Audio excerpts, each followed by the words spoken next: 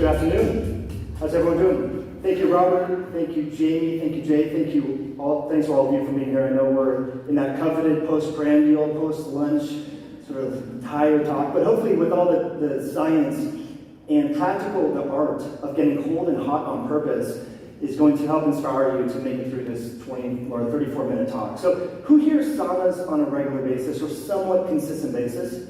Okay, now who would like to sauna more consistently but needs a little bit more motivation? All right, some of you are just being shy. That's okay. So we're going to talk all about the science and the practical ways to go about this, of getting both hot and cold on purpose. I was just asked a question backstage about how to improve tolerance to getting cold. Who here has a hard time thinking about getting cold for fun? Because you live in Nebraska, it's already cold. You're like, why would I want to torture myself in a cold plunge when it's already, I don't know, 20 below or 15 below, I'm sure in January. But it turns out that intolerance to cold is an underlying symptom of metabolic dysfunction. This is the thing. If you are intolerant to getting cold, it means you need to be more intentional about being deliberate about your cold immersion experience. And so I switched around a lot of my slides here, unfortunately. But the act of getting cold on purpose actually improves your blood flow. Who here has heard of the Japanese pearl divers? Anyone? Some of you, very fascinating story about these women who do not use life jackets and other equipment to stay warm. They go into swimming suits. In fact, in the history of these Japanese pearl divers, they would actually just go in the nude sometimes, and their blood flow on their skin increases some 313%. So when you practice getting cold on purpose, you improve your blood flow. And it turns out that a large percentage of the American population have a thing called underlying metabolic dysfunction. And a symptom of that is poor circulation. So again, I rearranged some slides here. The actual figure, does anyone want to guess how many people have underlying metabolic dysfunction amongst us here in the population? Just throw out, how many people are metabolically healthy? It's less than 10%. 8%? 6.4. 6.4% of the average American individual has an ideal metabolic health. Oh, we're still, okay. You know what, I like to not depend upon slides. And because I switched around some slides to give you some inspiration about building your own sauna, one of my projects throughout COVID was actually building my own sauna using a wood-fired stove. And I did that because it is so beneficial for relaxation, for reducing stress, for increasing blood flow, for improving cardiovascular function. Because as we just, all of you sort of guessed here, only 6.4% of the average adult has optimal cardiometabolic health. So that means that some 94% of us really have a lot of work to do. And all of us are more susceptible to not having ideal cardiometabolic health if we don't exercise, if we go off the rails with our diet, if we have a little weekend fun at the barbecue and have some alcohol or some pizza. So as you can see on that slide, you saw the sauna that I built over the summer of 2020, because the health experts in Washington State deemed saunas one of the most dangerous places. McDonald's was fine. Carl's Jr. was fine, but you couldn't go into a sauna. So I said, you know what? I'm going to build my own sauna. I'm not going to deal with the health experts. And this was conducted using a wood-fired sauna stove. So towards the end, we're going to talk about different sauna types, infrared versus a classic Finnish sauna, versus sauna blankets. It turns out that any heat is better than no heat at all. Even going in a hot tub, believe it or not, the New England Journal of Medicine, arguably one of the most high-impact medical journals in the world, second to the Lancet, published multiple studies going back to the early 1990s, find that full-blown insulin-dependent type 2 diabetics can dramatically improve their hemoglobin A1C and their fasting glucose and insulin by just going in the hot tub, okay? So when I talk about heat from a sauna, you can replace the type of heat that you prefer. If you like to go into a steam room, that is better than no heat at all. If you want to go into an infrared sauna, in fact, if you want to go in the parking lot and sit in your car on a hot day like this, you can do that. That is cool. Because let's talk about the physiology of heat. When you get hot, what happens to your blood? It goes from your core, which is already sufficiently heated, to your skin. So you're moving blood around. You're mimicking the effect of exercise when you get hot. So you're moving blood around to your skin to to help dissipate the heat.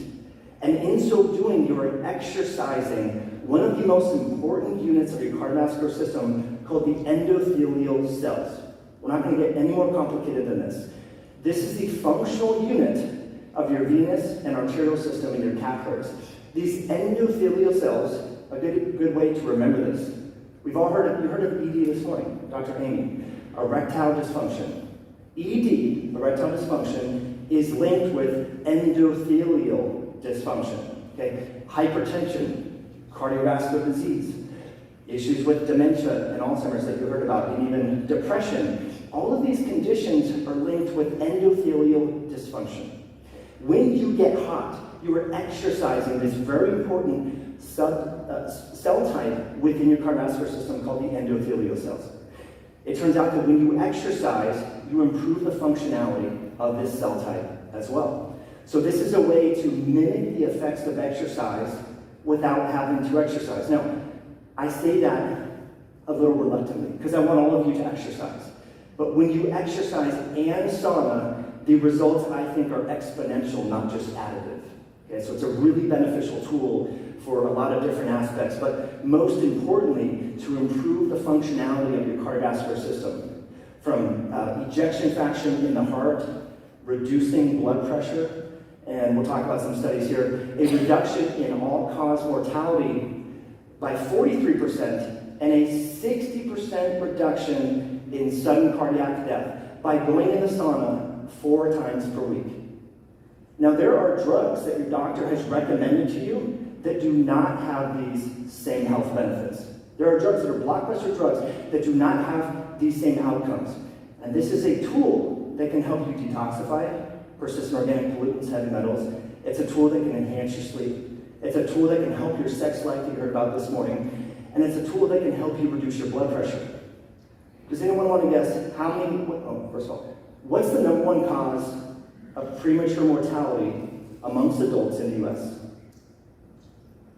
Cardiovascular diseases in general. Cerebrovascular diseases, strokes, myocardial infarctions, coronary artery disease kill 670,000 people every single year. The second leading cause of disease or premature mortality is cancer. It turns out that when you get hot and when you get cold, you improve or reduce your likelihood of succumbing to those two aforementioned conditions, cardiovascular disease and cancer, by orders of magnitude. So this is really beneficial, okay? So as I mentioned, a few things that I want to get into here with regards to the slide. So if we could just go back to the metabolic health is linked with cold intolerance slide, please, that would be wonderful. So it's really important to recognize that as your metabolic health improves, your ability to tolerate cold enhances. And so we can simultaneously improve our metabolic health and our resilience to the cold by being more deliberate with cold exposure. Now, how might you do this if you don't have a cold plunge? Or if it's summertime, you can just start out taking a cold shower. I know it sounds painful. I know you're like, oh my gosh, I came to a seminar and some guys said take a cold shower, right? But there's a lot of benefits to this. In fact, one particular study in +1 biology found that when people take cold showers, they report less cold and sick days throughout the cold and flu season by some 38% compared to people who do not take cold showers. It's actually really good for the immune system. It primes all sorts of different phagocytic immune cells and immune cells that will go around and engulf pathogens and foreign invaders. So just taking a cold shower is a great way to just show up for yourself, for your family, for your spouses, and not get cold and flus and get sick and so forth. But if you look at the research, and you can see on the slide here, individuals who have diabetes generally have cooler hands and feet, and their skin temperature because of the blood flow. Because it turns out, I'm sure you've heard by now or know by now, that when your blood sugar is oscillating up and down, and you have these periods of hyperinsulinemia, hyperglycemia, you can cause damage to the vessels and the proteins in your body. It's called advanced glycation end products. And one of the organ systems that we talked about, the endothelium, that is part of your capillaries, your veins, and your arterioles, those become damaged by glucose. And so one way to help reverse that and improve the functionality of that is to get cold and have heat sessions as well. The contrast, the resiliency, essentially make you harder to kill. The more cold tolerant, the more heat tolerant you are, the more resilient you are. You're like a rubber band. You're harder to kill, which is the theme of this conference. So as you can see here, as you improve your metabolic health, your blood flow increases, and that is linked with better cardiovascular function. So we're going to get into that. I shared with you how heat helps with blood sugar regulation, how this has been widely studied and so forth. There is a link between body temperature and endothelial function and type 2 diabetes. The list goes on. And getting hot on purpose actually improves blood sugar control. So this is a very simple strategy that complements all of the things that you've been hearing about, from reducing processed foods, from exercising more. Dr. Gabrielle Lang talked about moving the muscle.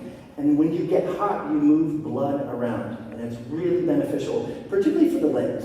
It turns out, when we talk about insulin resistance, we don't really think about the region in the body that become insulin resistant first so much. We hear about, you have insulin resistance. Well, what does that mean? That means your skeletal muscle is less receptive or responsive to the messages of insulin. Well, it turns out that the upper body actually stays relatively insulin sensitive. It's your legs that bear the brunt of insulin resistance first. And so when you exercise your legs with squatting, hip hinging, deadlifts, running, sprinting that you've been hearing about all throughout the day, and if you get hot on purpose by going in the sauna, you dramatically improve the blood flow in your legs. As I mentioned, some orders, it almost triples. It can't triple. So when you start to go in the sauna, you're going to see veins popping out of your legs that you never saw before. You're like, wow, this is kind of interesting. That's your body trying to dissipate the heat. It's exercising your cardiovascular system, which is really great. And there's all sorts of longevity benefits linked with sauna. And actually, this particular study I think is really interesting. And this is it's very faint, hey? So I won't use the pointer. But as you can see here, the graph on your right, you are looking at the change in endothelial function when people get hot on purpose. And so this is very important, particularly, for those of you that are married and have significant others and partners. This is actually a good date night thing. It gets you in the mood and lends your physiology more receptive to intimacy, because your endothelium is functioning almost more like a Viagra type state by improving the function of the endothelial tissue. So I think it's really important to recognize that there are multiple health benefits from a cardiovascular standpoint when it comes to getting hot on purpose. Just want to solidify that, and we'll talk about the mechanisms here. So one of the main mechanisms, I don't want to drill too much into the details here, are these heat shock proteins. And these heat shock proteins, it turns out, are really important, in particular when it comes to preventing neurologic disorders like Parkinson's and also possibly dementia and Alzheimer's. You've heard about autophagy with fasting, okay? So one of the main mechanisms that is ascribed to fasting and autophagy is clearing deranged proteins, aggregated proteins, proteins that have been misfolded, proteins that have had glucose or fructose bind to them. Well, it turns out that these heat shock proteins, these chaperones, are sort of like your dishwasher. They'll take those aggregated proteins that should be undergoing apoptosis and broken down, and they'll help break them down. So you might notice, well, how does that look in the real world? Your thinking is more clear after going in a sauna. So one of the things, if you have a presentation in your workplace, you're like, look, I really need to nail this presentation, or I have this big report I have to write. Try proving to yourself the health benefits of going in the sauna. Try to go in the sauna before you study, or before you read, or listen to an audiobook, or have an engaging conversation with your significant other, or even better yet, your child. I bring my child, she's now 11. We go in the sauna in the winter, usually 5 to 6 days a week, reading books and talking about life and this and sweating together. It's a really intimate yet stimulating environment to have and to be social with. It's a nice routine that you can do with family members and your spouse as well. And I know there's a lot of businesses locally. I think even a vendor here has a laser infrared sauna and also red light therapy business. So there's a lot of tools here in Nebraska that you can use. But part of the mechanism here in terms of preventing disease, because epidemiologic studies from Finland find that people that sauna 3 days per week dramatically reduce their risk of cognitive decline and dementia, which is really important. So some of the mechanisms here, heat shock proteins. Shifting gears just a little bit, because I was having a hard time mentally sort of framing this. How do we talk about both getting hot and cold? They work synergistically, as you've been hearing about, with regards to the endothelial tissue. But there's another important mechanism when we talk about getting cold on purpose, and that is activating the brown adipose tissue. Who's heard of brown fat? So, wow, oh my gosh, so many of you, this is amazing. So it turns out that brown fat dysfunction is linked with obesity and type 2 diabetes and thyroid dysfunction. So your brown adipose tissue, many of you have children or you've been around children. You know that on the back, the subscapular fat on babies, that is brown fat. Most of you probably know that at this point. But it turns out that as you improve your ability to tolerate cold, you induce more of your your white fat to behave like brown fat. It's called beiging of your adipose tissue. This is really good for preventing weight gain and for improving your overall resting energy expenditure.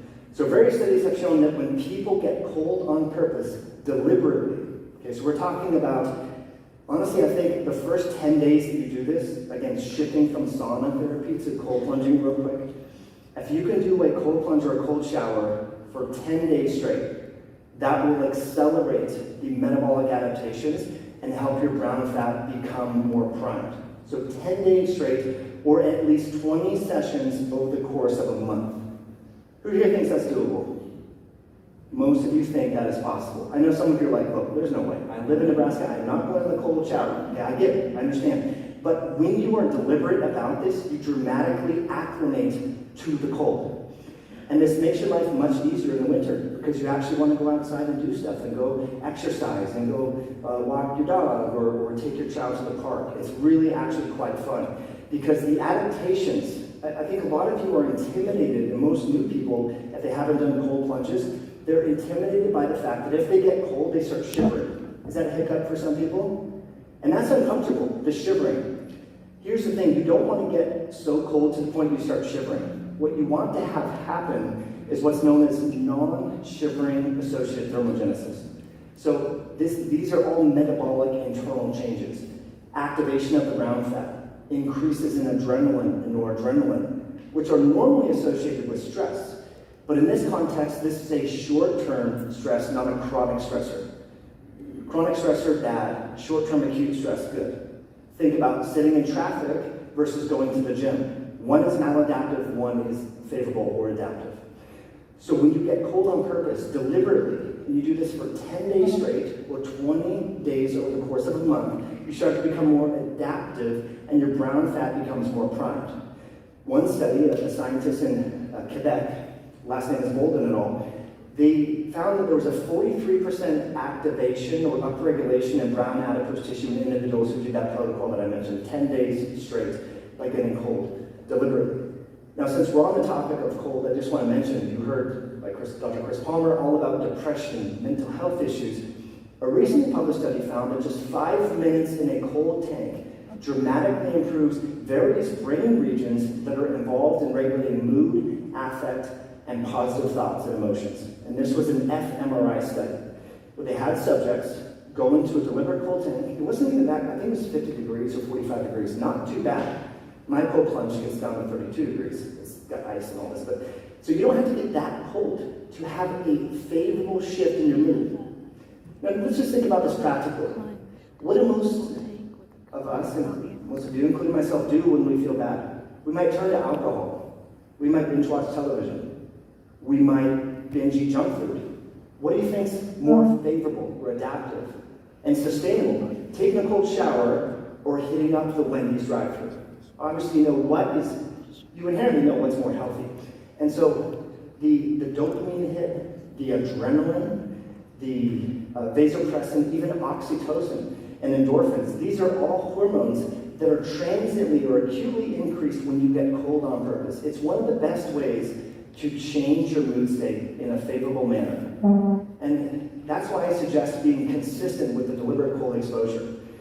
Because the more that you are consistent with this, the more sort of addicted you will become to this, and the more adaptations will follow, including the metabolic adaptations of increasing your brown adipose tissue, which, by the way, are really important for your thyroid health, as well as oxidizing fat and controlling blood sugar regulation. Various studies find that a dearth of brown fat is completely tethered and associated to the development of obesity and diabetes. So this is not this sort of it sounds sexy, brown fat, it's enriched in mitochondria, but research clearly shows that this is directly linked to the development of obesity, and people who have obesity and diabetes have a dearth of brown fat, which is what you're seeing here. And so I think it's really important. It's directly tethered to the disease onset and permanence, a dearth of brown adipose tissue. So this is why pharmaceutical companies are really looking at how different ways that we can activate brown fat. And you have a tool. Take a cold shower. Go for a run. I mean, this is the beauty of it. Various studies have looked at people who run through the winter, or who swim through the winter, or fishermen who fish during the winter time. They have higher concentrations of brown fat, increased blood flow in the skin, better endothelial function, and increased tolerance to cold. So they're more resilient. Which is what we're trying to do here at the Harvey Kill Summit. Okay, switching back a little bit to some of the benefits of sauna therapy. I'm sure many of you have heard of phthalates, plastics, persistent organic pollutants, these so-called endocrine disruptors. Right? There was a recently published study that found that up to 46% of US water supplies have perfluorochemicals, which are so-called forever chemicals. Did anyone see this study that came out 2 weeks ago? Okay, so your water has plastic and fluoride-related chemicals that get stored in your body, that perturb your hormones, that perturb your insulin physiology, that make you less resilient and more susceptible to chronic disease.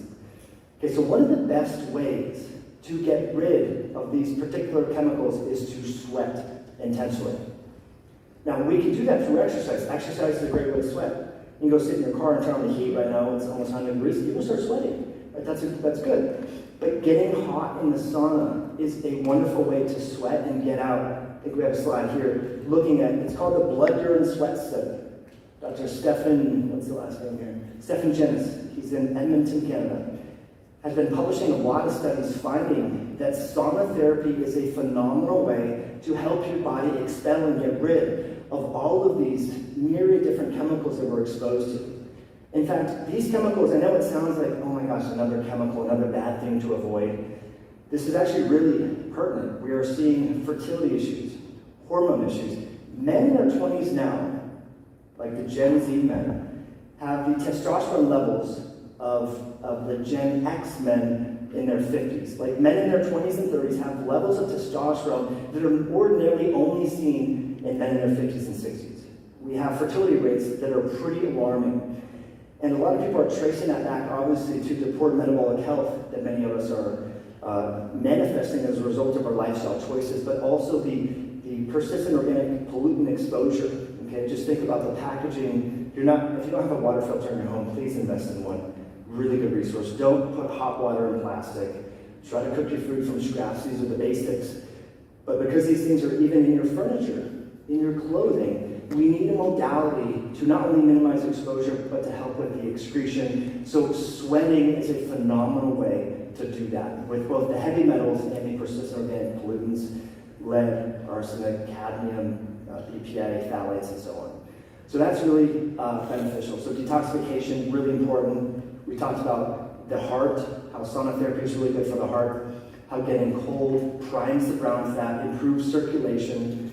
We talked about how intolerance to cold is a symptom, potentially, of underlying metabolic dysfunction. One thing we haven't yet talked about is Raynaud's. Who here has Raynaud's? Some people. And that's a major hiccup, isn't it? You're like, I would get cold, but I have Raynaud's. Well, it turns out that the more adapted you get to the cold, the more that you can tolerate the cold and help with your Raynaud's. And so this is another thing to just be mindful of. And so you might see people on the internet doing a 20-minute ice bath. I don't recommend starting there. Starting small, starting with a 30-second cold shower, warming up to taking a run during the winter in the snow, getting cold on purpose, maybe investing in a cold immersion tank that you can utilize. And actually, the summer is a great time to do this. And just finishing off with practical tips, one of the best times to do a cold plunge, we'll talk about sauna shortly, is before you exercise. Now here's why. It turns out that when you start to exercise in a cold state, it improves what's known as your respiratory exchange ratio. So it makes your body a little bit more receptive to pulling oxygen off its transporter known as hemoglobin. So if you can get cold before you exercise, you make your machine more efficient. Just think about it. Who wants to run a marathon when it's 130 degrees out? Pretty much no one would sign up for that. But you might do a Boston Marathon in the spring when it's sort of 75 degrees. It's a balmy spring day. Now, why do people generally perform a little bit better in those conditions? Because the body is more efficient. When your body gets too hot, the proteins change structures and so forth, and it's not very favorable. So if you want to get a little bit more mileage from your exercise sessions, you can try taking a cold shower beforehand. Now, this is also beneficial as you get more adapted to this, because if you're worried about taking a cold shower, getting in the car and going to the office and shivering all day, that's going to be a little bit uncomfortable. But if you can do this before you go to the gym, generally it wakes you up. You don't need to have as much coffee or pre-workout or caffeine. You're fired up naturally, ready to go. You have a good workout, and then you're not shivering. You naturally warm your body up. So that's a good way to do this. So just think about that. Remember, the consistency is key. So when you start to do these cold showers, try to do 10 days consecutively. Cold showers, cold plunges, whatever it may be. Now with the sauna, you actually want to do that after you exercise, because it turns out that that's a great way to help unwind from the exercise, to help move blood around, and to calm yourself down. So going in the sauna before bed is a phenomenal way. If any of you suffer with insomnia or sleep-related changes as you embark and go through menopause and perimenopause, the sauna is a great way to help unwind before you go to bed and foster deep, restorative sleep. That's been one of the most significant changes that I've noticed in my life.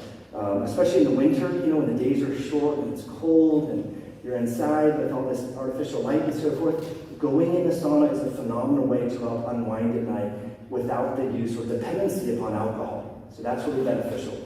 So with the sauna, people might be wondering, well, is an infrared sauna better? What about a sauna blanket? What about a hot tub? As I alluded to earlier, any heat is better than no heat at all. It's kind of like, what's the best exercise for me? Well, what do you like to do? Do you like to garden? Do you like to run? Do you like to hike? Do you like to lift weights? There's a lot of customization here depending upon your preferences and your access. So if the only source of heat that you have is the hot tub at a gym, that is far better than no heat at all. As I shared with you studies, people who just go in the hot tub have dramatically, significantly better blood sugar regulation, glucose levels, and hemoglobin levels. And then you might, if you get bored of going in the hot tub, you might try an infrared sauna or a sauna blanket.